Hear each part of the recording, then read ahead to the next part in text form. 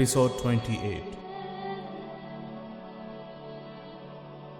ابن عمار جو کبھی شاہانہ جاہ و جلال کے ساتھ اشبیلیہ میں داخل ہوا کرتا تھا، اب ایک قیدی کی حیثیت سے وہاں پہنچا۔ اس کی قبا پھٹی ہوئی تھی اور زنجیروں کے بوجھ کے باعث اس کے ہاتھ اور پاؤں زخمی تھے۔ وہ لوگ جو فرط عقیدت سے اس کے ہاتھوں کو بوسہ دیا کرتے تھے اب اس پر آوازیں کس رہے تھے۔ وہ سر جس پر وہ ایک بالشت اونچی اور جواہرات سے مرصع ٹوپی پہنا کرتا تھا اب شرم و ندامت سے جھکا جا رہا تھا۔ معتمد اپنے باپ کی طرح پرلے درجے کا منتقم مزاج نہ تھا۔ ممکن تھا کہ وہ ابن عمار کی سابقہ خدمات کی عوض درگزر کرتا، لیکن رمی کیا اور اس کے بیٹے اس کے خون کے پیاسے تھے۔ ابن عمار کچھ عرصہ معتمد کی قید میں رہا۔ بالآخر معتمد نے ایک دن اسے اپنے ہاتھوں سے موت کی گھاٹ اتار دیا۔ طلعہ میں مامون ذوالنور کی وفات کے بعد یحییٰ القادر ایک تن آسان اور پست ہمت نوجوان تھا اور محل کے خواجہ سرا اسے اپنی انگلیوں پر نچاتے تھے۔ اس کا باپ اپنی موت سے پہلے قرطبہ فتح کرنے کے شوق میں طلعہ کا خزانہ خالی کر چکا تھا۔ اب بیٹے کے سامنے سب سے بڑا مسئلہ الفانسو کے سالانہ خراج کی رقم پورا کرنا تھا۔ چنانچہ اس نے رعایا پر مزید ٹیکس لگا دیے، لیکن الفانسو ہر سال پہلے کی نسبت زیادہ خراج مانگنے لگا اور اس کے مطالبات پورے کرنے کے لیے یحییٰ نے اپنی رعایا کو زیادہ سے زیادہ لوٹنا شروع کر دیا۔ جب عوام روٹی تک کو محتاج ہو گئے تو اس نے روسا کی طرف توجہ دی۔ روسا نے روپیے دینے سے انکار کیا تو یحییٰ نے انہیں دھمکی دی کہ اگر تم نے فوراً روپیہ فراہم نہ کیا تو میں تمہاری اولاد کو الفانسو کے حوالے کر دوں گا۔ طلعہ کے عوام کا پیمانہ صبر پہلے ہی لبریز ہو چکا تھا، وہ بغاوت پر آمادہ ہو گئے۔ یحییٰ کی فوج اور پولیس نے ایک عام بغاوت کے آثار دیکھ کر سرکردہ لوگوں کی گرفتاریاں شروع کر دیں۔ چنانچہ ہفتوں میں طلعہ کا قید خانہ بھر گیا، لیکن لوگوں کی جوش و خروش میں کوئی فرق نہ آیا۔ یحییٰ نے نئے قیدیوں کی بڑھتی ہوئی تعداد کے پیش نظر پرانے قیدیوں کو اپنی سرحد کے ایک قلعے میں منتقل کر دیا۔ ان قیدیوں میں عبد المنعم اور اس کے وہ ساتھی بھی تھے جنہیں ابن عکاشہ اور مامون نے قرطبہ پر قابض ہونے کے بعد وہاں سے طلعہ کے قید خانے میں بھیج دیا تھا۔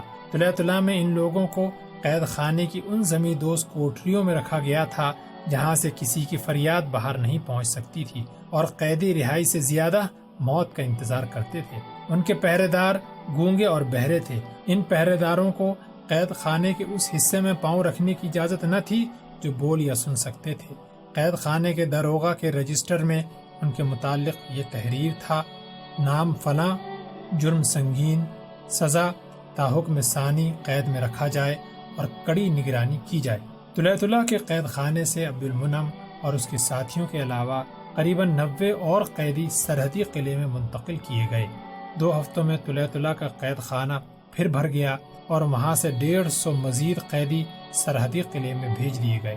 ان قیدیوں کی زبانی عبد المنعم اور اس کے ساتھیوں کو معلوم ہوا کہ یحییٰ نے طلعہ کی حریت پسندوں کی سرکوبی کے لیے الفانسو سے مدد مانگی ہے اور اس کی فوج کے چند دستے طلعہ پہنچ کر مار دھاڑ کر رہے ہیں۔ احمد بن عبد المنعم نے قاضی ابو جعفر کے حکم سے طلعہ کا رخ کیا۔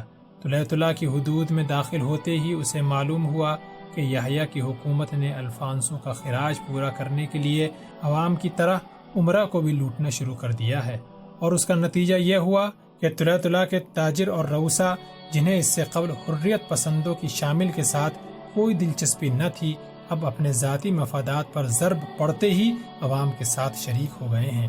چنانچہ اب شہر کی گلی کوچوں میں یحییٰ کی حکومت کے خلاف کھلے بندوں مظاہرے ہوتے ہیں۔ یحییٰ کی فوج اور پولیس باغیوں کو سختی سے دبانے کی کوشش کر رہی ہے۔ سینکڑوں بااثر لوگوں کو قید خانے میں ٹھونسا جا چکا ہے، لیکن عوام کا جوش و خروش بڑھتا جا رہا ہے۔ طلعہ کے شہر سے 2 منازل کے فاصلے پر احمد کو معلوم ہوا کہ یحییٰ کی درخواست پر الفانسو نے اپنی فوج کے چند دستے بھیج دیے ہیں اور نصرانی سپاہیوں کی مار دھاڑ اور صفاقی نے جمہور کو بدل دیا ہے۔ احمد کو قاضی ابو جعفر نے طلعہ کے ایک عالم دین ابو ایوب کے نام ایک تعارفی خط دیا تھا۔ ابو ایوب شہر کے مضافات کی ایک بستی میں رہتا تھا۔ سفر کے آخری دن احمد شام کے قریب شہر سے باہر ایک چھوٹی سی سرائے کے دروازے پر گھوڑے سے اتر پڑا۔ ایک 13-14 سال کی عمر کے لڑکے نے آگے بڑھ کر اس کے گھوڑے کی باگ پکڑ لی۔ احمد نے اس سے پوچھا مجھے یہاں ٹھہرنے کے لیے جگہ مل جائے گی؟ لڑکے نے جواب دیا، جگہ تو مل جائے گی، لیکن… لڑکا قدرے پریشان ہو کر ادھر ادھر دیکھنے لگا۔ احمد نے کہا، لیکن کیا؟ کچھ نہیں، اگر آپ حکومت کے ملازم ہیں تو یہاں کیوں ٹھہرنا چاہتے ہیں؟ میں ایک مسافر ہوں، شہر میں آپ کا کوئی واقف نہیں؟ شاید تلاش کرنے سے کوئی واقف نکل آئے، لیکن اب شام ہو رہی ہے، سرائے کا مالک کہاں ہے؟ میں اس کا لڑکا ہوں۔ بہت اچھا، تم میرے گھوڑے کو چارہ اور پانی دو، میں ابھی نماز پڑھ کر آتا ہوں۔ لڑکے نے احمد کے گھوڑے کی گردن پر ہاتھ پھیرتے ہوئے کہا، آپ کا گھوڑا بہت خوبصورت ہے۔ احمد نے کہا، ہاں، لیکن اس وقت اسے تھپکیوں کے بجائے چارے اور پانی کی ضرورت ہے۔ لڑکے نے مسکرا کر ایک طرف اشارہ کرتے ہوئے کہا، مسجد اس طرف ہے۔ احمد مسجد کے اندر داخل ہوا تو وہاں نمازیوں کی تعداد 15 سے زیادہ نہ تھی۔ اس نے ایک نمازی سے اس کی وجہ دریافت کی تو اس نے کہا، آپ شاید اجنبی ہیں، آج کل یہاں اتنے آدمیوں کا جمع ہونا بھی غنیمت ہے۔ جب سے قسطلہ کے سپاہیوں نے یہاں آ کر مار دھاڑ شروع کی ہے، غروب آفتاب سے لے کر طلوع آفتاب تک بہت کم لوگ اپنے گھروں سے باہر نکلتے ہیں۔ احمد نماز سے فارغ ہو کر مسجد سے باہر نکلا تو اسے سرائے کے مالک کا کمسن لڑکا اپنی طرف بھاگتا ہوا دکھائی دیا۔ ٹھہریے، اس نے احمد کے قریب آ کر کہا۔ احمد رک گیا۔ جب مسجد سے نکلنے والے باقی نمازی ادھر ادھر چلے گئے تو لڑکے نے کہا، اگر آپ سچ مچ اجنبی ہیں تو سرائے میں نہ جائیں۔ کیوں؟ سپاہی آپ کا گھوڑا لے گئے ہیں، انہوں نے آپ کا پتہ پوچھا تھا، میں نے انہیں بتا دیا کہ آپ شہر میں کسی دوست کو تلاش کرنے گئے ہیں، اب وہ سپاہی وہاں آپ کا انتظار کر رہے ہیں۔ لیکن کیوں؟ میں نے کوئی جرم نہیں کیا۔ جرم کا سوال ہی پیدا نہیں ہوتا، آپ کے پاس ایک خوبصورت گھوڑا تھا، یہاں ایک اچھا گھوڑا رکھنے کے لیے اس کی قیمت سے زیادہ محصول دینا پڑتا ہے، اس لیے وہ لے گئے ہیں۔ اگر آپ چوکی میں جا کر یہ ثابت نہ کر سکے کہ آپ سرکاری ملازم ہیں تو گھوڑا ضبط کر لیا جائے گا۔ ایسے گھوڑے پر عام لوگ سواری نہیں کرتے، اس لیے جب آپ سرائے میں جائیں گے تو وہ آپ کی تلاشی لیں گے، جو کچھ آپ کے پاس سے نکلے گا وہ سرکار کے خزانے میں چلا جائے گا اور آپ کو شاید مسلح ہو کر پھرنے کے جرم میں قید کر لیا جائے گا۔ اگر آپ کو یقین ہے کہ آپ پولیس کی تسلی کر سکیں گے تو آپ سرائے میں جائیں، ورنہ یہیں سے اپنے کسی واقف کے پاس چلے جائیں۔ اب تھوڑی دیر میں شہر کے دروازے بند ہو جائیں گے اور آپ کو بازاروں اور گلیوں میں قسطلہ کے خوخوار سپاہیوں کے سوا اور کوئی نظر نہیں آئے گا۔ احمد نے کہا، میں تمہارا شکر گزار ہوں، شہر میں میرا کوئی واقف نہیں، لیکن اگر تم مجھے شہر کے مشرق کی طرف نئی بستی کا راستہ دکھا دو تو ممکن ہے وہاں مجھے کوئی واقف مل جائے۔ لڑکے نے قدر توقف کے بعد کہا، آئیے۔ احمد لڑکے کے ساتھ چل دیا۔ چاندنی رات میں شہر کے مضافات کی تمام سڑکیں اور راستے سنسان دکھائی دیتے تھے۔ کہیں کہیں طلیطلہ اور قسطلہ کے سوار یا پیدل سپاہیوں کی کوئی ٹولی نظر آتی تو احمد کا رہنما کوئی دوسرا راستہ اختیار کر لیتا۔ ایک چوراہے پر رک کر لڑکے نے اپنے بائیں ہاتھ جانے والی سڑک کی طرف اشارہ کرتے ہوئے کہا، دیکھیے، یہ سڑک سیدھی اس طرف جاتی ہے، کوئی آدھ میل چلنے کے بعد نئی بستی شروع ہو جائے گی، لیکن آپ بہت محتاط رہیں، اس بستی کے کئی افراد گرفتار کیے جا چکے ہیں اور کئی پھانسی دیے جا چکے ہیں۔ قسطلہ کے سپاہی اگر اس وقت کسی مسلح آدمی کو دیکھ لیں تو پوچھے بغیر قتل کر دیتے ہیں، تاہم اگر آپ چاہیں تو میں خطرے کے باوجود آپ کا ساتھ دینے کے لیے تیار ہوں۔ احمد نے کہا، نہیں، اب تم جاؤ۔ لڑکے نے کہا، اسی سڑک پر دائیں ہاتھ آپ کو ایک مسجد ملے گی، آپ وہاں چلے جائیں، ممکن ہے کہ آپ کو کوئی رہنما مل جائے۔ احمد نے کہا، تمہیں تنہا واپس جانے میں کوئی خطرہ تو نہیں؟ لڑکے نے جواب دیا، نہیں، مجھے صرف آپ کے ساتھ چلنے میں خطرہ تھا۔ احمد مسجد کے قریب پہنچا تو اسے 4 سپاہی دکھائی دیے۔ وہ جلدی سے سڑک کے کنارے ایک درخت کے پیچھے چھپ کر کھڑا ہو گیا۔ سپاہی مسجد کے قریب آ کر رکے اور کچھ دیر باتیں کرنے کے بعد واپس چلے گئے۔ احمد درخت کی آڑ سے نکل کر مسجد میں داخل ہوا۔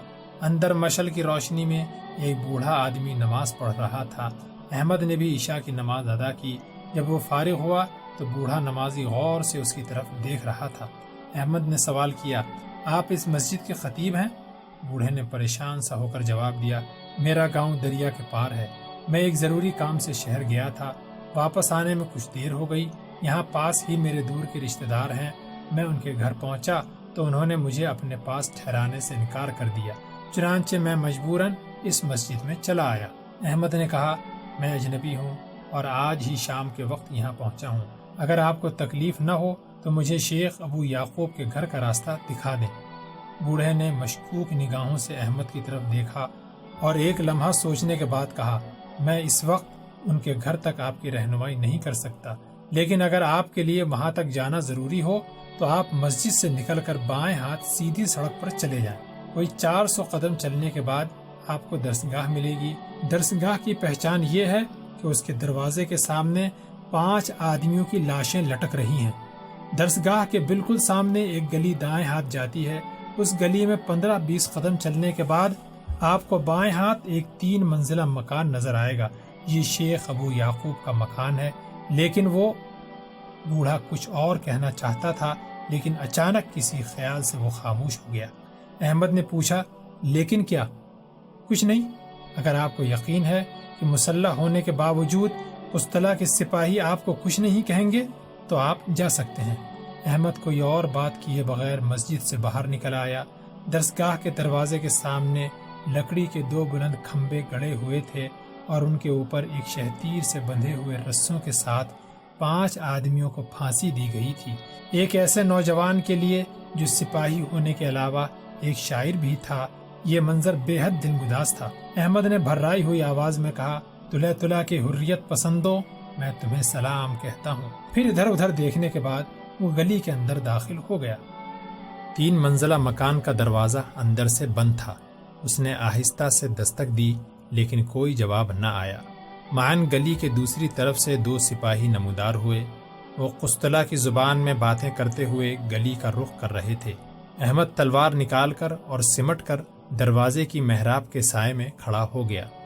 ایک سپاہی اپنے ساتھی سے کہہ رہا تھا یار آج تو کوئی شکار نہیں ملا، آج اس علاقے کے لوگ شام ہوتی ہی اپنے گھروں میں گھس گئے ہیں، کسی کا سانس تک سنائی نہیں دیتا۔ دوسرا بولا کل جو ہم نے 5 آدمیوں کو پھانسی دی ہے اس کا بہت اثر ہوا ہے، لیکن یار یہ لوگ علاقہ خالی کر کے بھاگ رہے ہیں۔ میں تو کبھی کبھی یہ سوچتا ہوں کہ جب سارا شہر خالی ہو جائے گا تو ہم یہاں کیا کریں گے؟ پھر ہم یہاں آ جائیں گے۔ میں نے تو اپنے لیے وہ 3 منزلہ مکان منتخب کیا ہے۔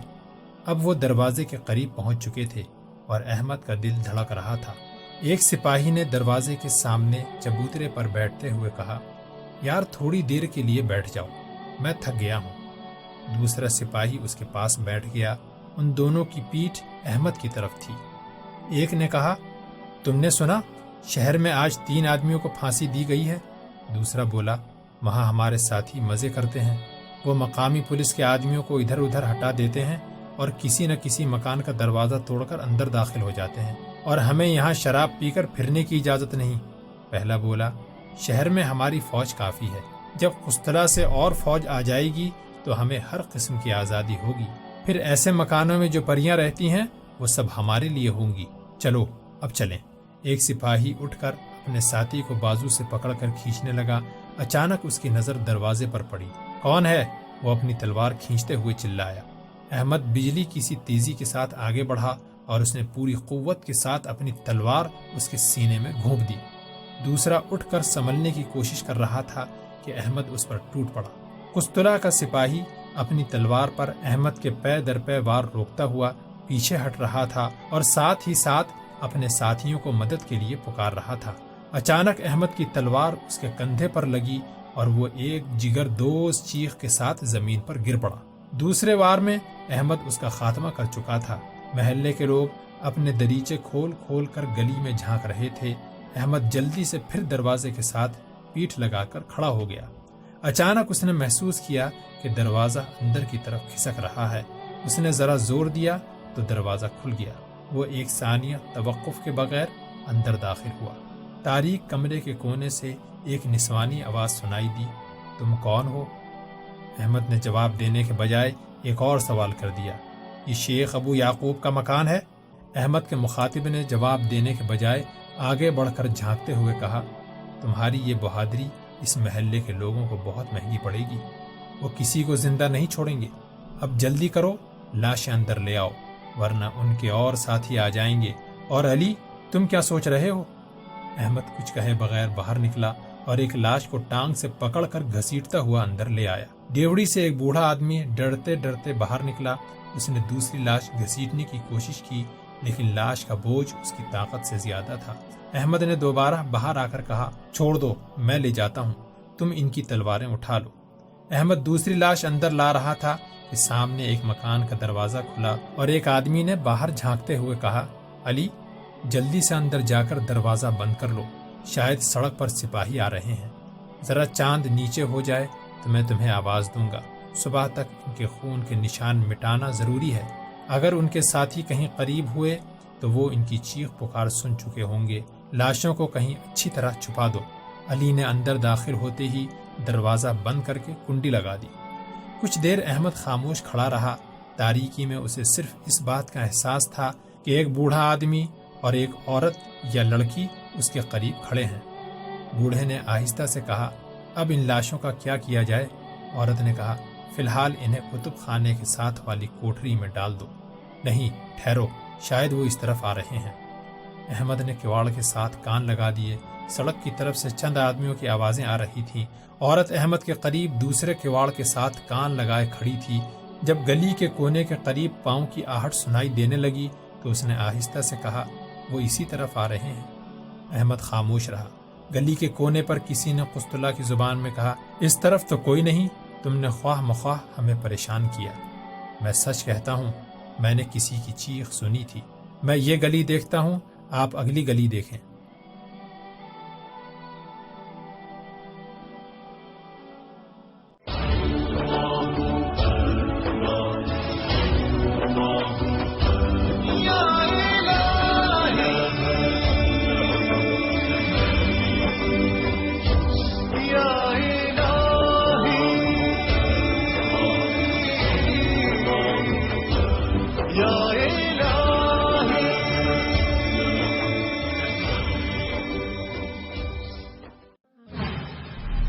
پیشکش رہبر